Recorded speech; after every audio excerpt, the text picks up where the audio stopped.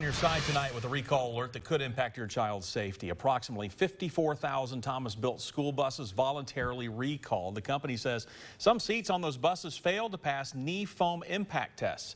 This recall impacting Thomas-built buses between 2014 and model year 2020.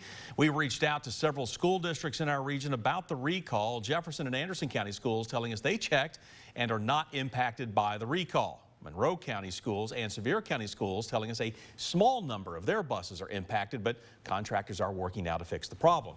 And we also reached out to Knox County, Blount County, Loudoun, and Union counties, and right now are waiting to hear back.